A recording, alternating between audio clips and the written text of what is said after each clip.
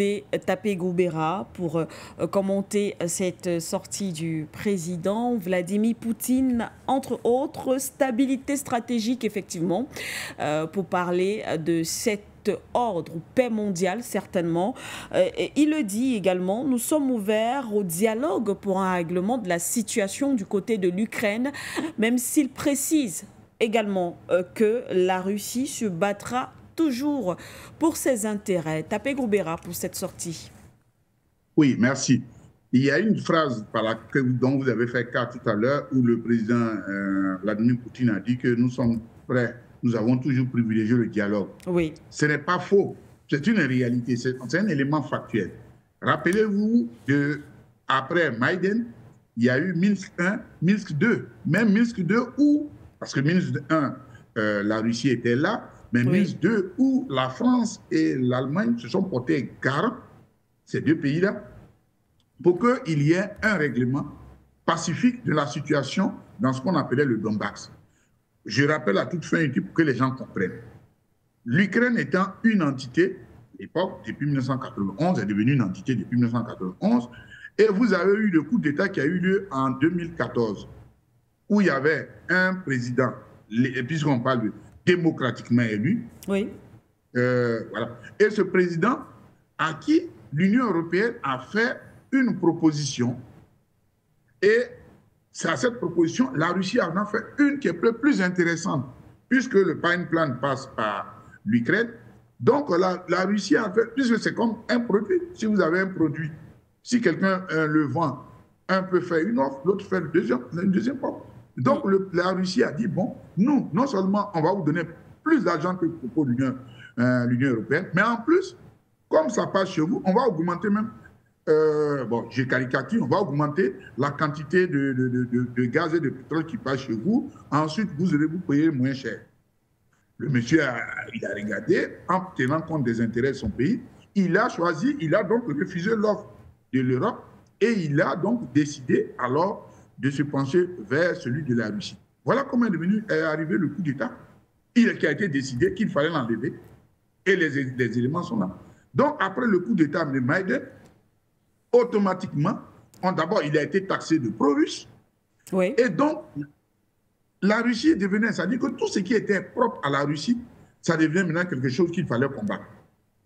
De ce fait, un décret a été signé, parce que vous avez des populations, on oublie que tout ça faisait partie de l'URSS. Donc, en plus des langues que les gens pouvaient parler, l'ukrainien, parce que l'Ukraine n'est pas une entité homogène telle qu'on veut la présenter. Tout à fait. Vous avez des gens qui sont vous avez des gens qui sont des Polonais, d'origine, enfin qui parlent la langue polonaise. Vous avez des gens qui parlent le roumain, hein, la Roumanie, qui sont dans des petites entités. Et vous avez des gens qui sont qui parlent le russe, ou bien qui ont des intérêts avec la Russie, hein, la Russie, pardon. Donc, du jour au lendemain, on signe un décret pour dire que tout ça, c'est interdit. On ne fait que la promotion de l'Ukraine. Tout ce qui est culturel ne s'impose pas par la violence. Et donc, qu'est-ce qui s'est passé? On a donc commencé à pourchasser ces populations. Et donc, ceux-là, on dit non, ce n'est pas question. Donc, c'est les populations ukrainiennes de l'Est qu'on appelle le Donbass, dans cette zone-là. Oui. On dit pas question. Et donc, c'est l'État, je dis bien l'État ukrainien avant Zelensky, celui qui n'a même pas été élu, celui qui a fait la transition, qui lui-même était un véritable raciste, puisqu'il a dit que les autres, enfin, ce sont des, il n'a pas, je ne sais pas le mot cafard, mais il a dit, en fait, dans l'équivalent des cafards, qu'il fallait les nettoyer. Et donc, de 2014 jusqu'en 2022, cette population ukrainienne, mais entre griffes, on pourrait dire pro-russe, était sujette à des attaques de l'État, je dis bien de l'État russe, hein, de l'État ukrainien. Là-bas, il n'y avait plus d'école. De la même manière, aujourd'hui, on voit la situation de la Palestine, c'est la même chose que cette population vivait. Il y a des reportages. Vous avez une dame, Anne, son nom m'échappe, une Française, qui a fait le reportage. Donc, de 2014. Et donc, en cet effet-là, la Russie a demandé qu'il y ait des accords de Minsk pour que ceux-là, on puisse quand même leur garantir certaine sécurité. C'est comme ça François Hollande et Angela Merkel se sont portés garant. Il y a eu donc accord de Minsk en 2015. On a entendu Angela Merkel lui dire, François Hollande a été pris au dépourvu par comment on appelle, des influenceurs russes, des jeunes qui se sont fait passer pour Prorenko, je ne sais pas si je prononce bien son nom, et il a dit en mode de vision, tout le monde peut voir, où il dit que l'objectif était que la Russie, pardon, l'Ukraine puisse s'armer. Et les gens ne disent pas la vérité. L'opération spéciale de la Russie a commencé le 22, le 24 février. Le 22, cela a eu les désaccords. Mais le 15, c'était la dernière action de l'État ukrainien contre les populations, où il y a eu un bombardement et il devait y avoir ce qu'on appelle l'assaut final, dont le président Vladimir Poutine savait. Et c'est comme ça qu'il fallait intervenir. Si vous remarquez bien, si les Russes avaient préparé la guerre, leurs avoirs n'allaient pas être bloqués à l'extérieur. Ils avaient tout fait pour la rapatrier. Mais parce qu'ils ont vu que l'assaut qui devait avoir lieu, c'était mortel. Ça veut dire que peut-être qu'on ne devrait même plus parler des populations. Donc voilà où il y a eu l'intervention. Mais dès qu'il y a eu l'opération russe, autre chose, j'ouvre une parenthèse parce que les gens ignorent. Vous avez le fils de Biden. Oui. Le fils de Biden qui était en alliance avec Zelensky et autres, et donc qui faisait partie d'un système nébuleux. Puisque Biden étant vice-président des États-Unis, au niveau des États-Unis, le vice-président, c'est lui qui est chargé des affaires étrangères. Et on a découvert une de comment on appelle, son ordinateur dans lequel il y avait des choses où il parlait de son papa qui était dans les business. Bon, il n'a pas dit son papa, mais il a dit le big boss. Mais ce qui est encore triste, et c'est d'ailleurs pour ça que le général qui a été tué tout récemment de roquettes, il a porté l'affaire devant l'ONU. Beaucoup l'ignorent. Mais les États-Unis, l'Angleterre et la France ont créé, c'est-à-dire ont créé des centres biologiques en Ukraine dont l'objectif était de décimer les populations russes. J'ai même vu un reportage où on devait donc mettre à un pigeon, c'est-à-dire un truc nocif, dès qu'il traverse la frontière et qu'il se retrouve du côté ukrainien, ce pigeon explose. Et vous allez avoir des gens qui allaient avoir des maladies. Vous imaginez la méchanceté dans laquelle les gens se sont caractérisés. C'est pour ça que quand le président, comment on appelle, Vladimir Poutine parle de deux éléments, la dénazification, ce n'est pas faux. Les nazis avaient occupé le pouvoir depuis 2014. Et d'ailleurs, les États-Unis, l'Union européenne, quand il y a eu la résolution qui a été proposée à l'ONU, je pense en 2018 ou 2020, par là, ces pays ont refusé de signer. Donc, voilà donc le contexte dans lequel c'était. Donc, en résumé, et quand je reviens maintenant à ce qui s'est passé, le 2 jours, je dis bien 2 jours après l'opération, c'est-à-dire nous sommes le 26 février, qu'est-ce qui s'est passé? Zelensky voulait négocier. Tout à fait. Mais qu'est-ce qui s'est passé? L'Union européenne a refusé qu'il y ait la négociation. Et puis au mois de mars, il y a eu comment on appelle, des négociations qui ont eu lieu à Ankara, en Turquie. Au moment où tout cela devait se conclure, il y a eu l'ancien Premier ministre Boris Johnson. Pour ceux qui en doutent, vous prenez, il y a un journal qu'on appelle Bild en Allemagne qui a fait. Et le 30 avril 2024 dernier, le journal français Le Monde a repris l'article de Bild, selon lequel les États-Unis et l'Angleterre, avec Boris Johnson en présent, sont venus de prendre un paquet de 500 millions de dollars à ce produit de continuer la guerre. Nous sommes en mars 2024. Vous imaginez, sur le deuxième jour, on s'était arrêté, peut-être qu'on aurait eu quelques blessés. Même si en mars 2013, il y avait eu cette situation-là, on n'aurait pas eu tout ce temps. On a dit non de continuer. Et rappelez-vous de ce que les gens disaient à la télévision. Oui. On dit les Ukrainiens vont se battre jusqu'au dernier. Si tous les Ukrainiens se battent jusqu'au dernier, quel était le sens de ce sacrifice? Donc, ça veut dire que tous les Ukrainiens sont morts pour qui? Il fallait comprendre qu'effectivement, il y avait un jeu derrière. Vous avez une structure comme BlackRock, à l'heure où je vous parle, qui a déjà signé des accords avec Zelensky. BlackRock, c'est l'entreprise qui détient près de 21% du PIB, comment on appelle, des États-Unis, et qui vont reconstruire, comment on appelle, l'Ukraine. Donc, pour vous dire que véritablement, c'est un système de business. Et nous avons un sénateur américain, je nom m'échappe, qui l'a dit à Monde Vision, quand on l'a interrogé, il dit, mais comment vous pouvez imaginer que la Russie et la Chine, enfin la Russie va récupérer, comment on appelle, les ressources de l'Ukraine et puis partager ça avec la Chine. Nous, les États-Unis, ne doivent pas accepter, il faut aller faire la guerre. Donc, c'est une guerre impérialiste. Tout le reste, ça, c'est du bavardage. Et donc, c'est dans ce contexte. Donc, le président Vladimir Poutine, quand pour revenir à cette histoire des désaccords d'Ankara. Ils ont signé. Mais qu'est-ce qui s'est passé? L'une des personnes qui a signé les accords, enfin les préaccords comment on appelle, de cette histoire, qui était un Ukrainien, il a été assassiné. On dit pas qu'il est pro-russe.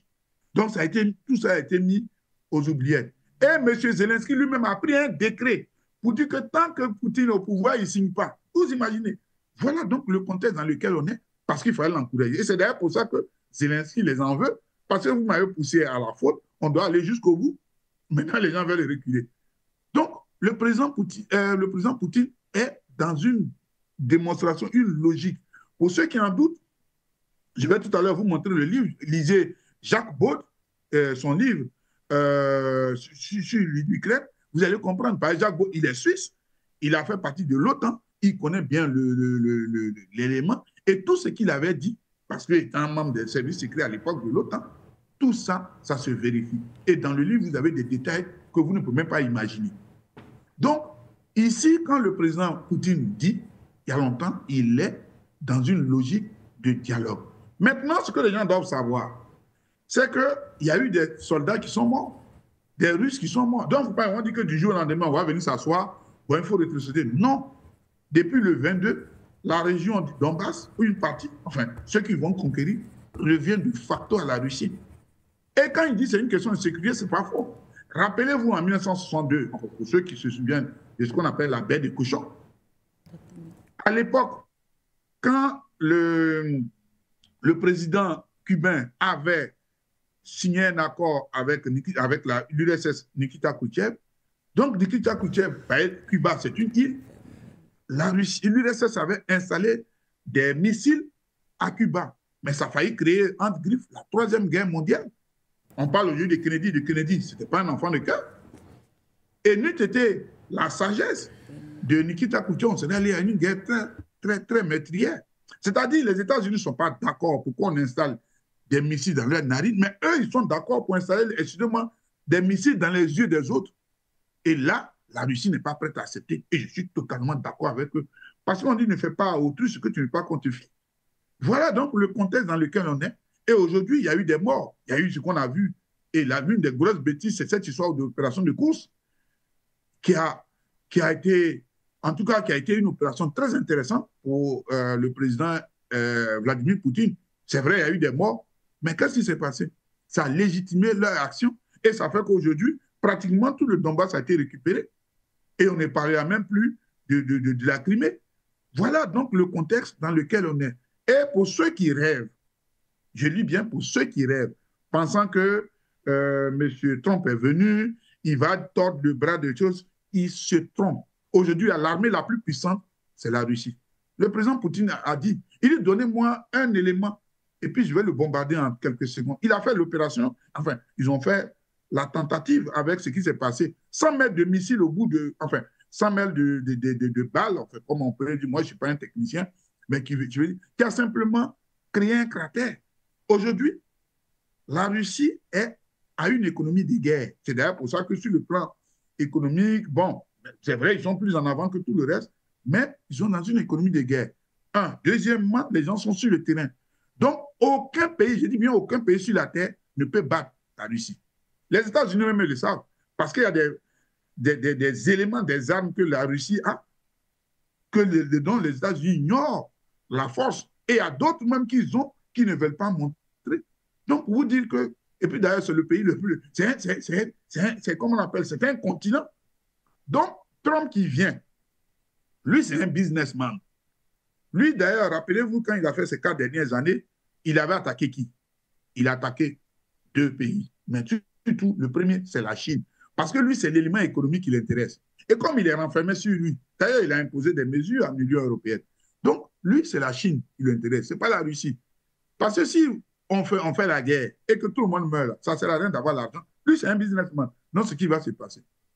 Il va essayer de voir comment est-ce que les conditions de la Russie, les Russes, là, les territoires qu'ils ont conquis, là, c'est pour eux. Ils ne seront plus dans cette histoire de demande de dire ne déposez pas. Si vous voulez déposer autant de missiles que vous voulez en Ukraine, mais eux, ils ont une avancée et là, ils vont déposer des missiles là.